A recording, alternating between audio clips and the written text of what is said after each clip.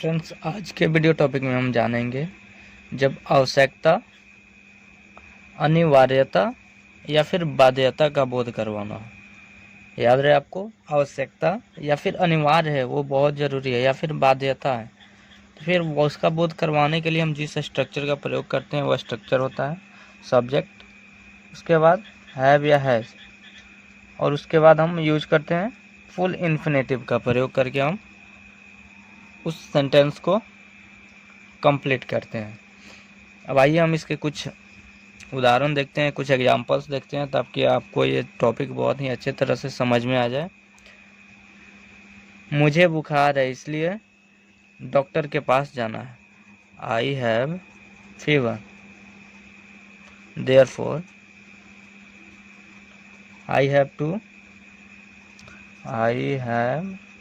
To go to a doctor.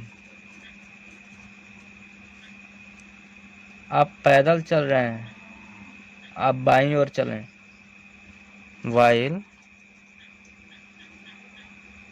Walking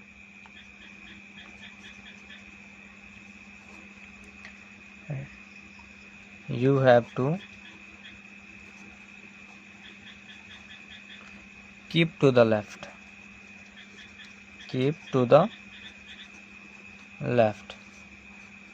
यानी जब आप पैदल चल रहे हो तो फिर आपको बाईं तरफ चलना चाहिए।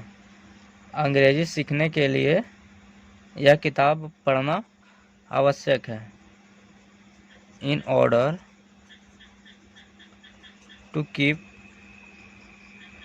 Order to learn English you have to read this book. यानी इंग्लिश सीखने के लिए आपको इस बुक को पढ़ना ज़रूरी है। स्वस्थ रहने के लिए आपको योगा करना ज़रूरी है। In order to keep you fit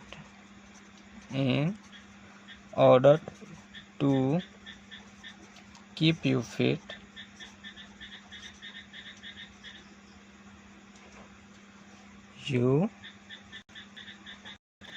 have to do yoga. मैं देखिए समझ में आया होगा आपको। याद रहे आपको कि जब आवश्यकता या अनिवार्यता या फिर बाध्यता का बोध करवाना हो तो वहाँ पे हम जिस स्ट्रक्चर का प्रयोग करके सेंटेंस बनाते हैं वो होता है हमारा सब्जेक्ट। उसके बाद हैव या हैज, उसके बाद यानी गॉट का रूप होता है। उसके बाद हम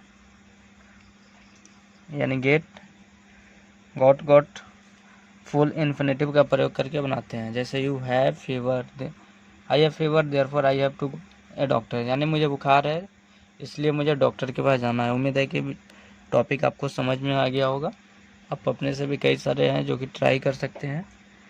जैसे सभी लोगों को समय पे आना है। Everybody has to come on time. आपको मुझसे क्या पूछना है, what you have to ask me.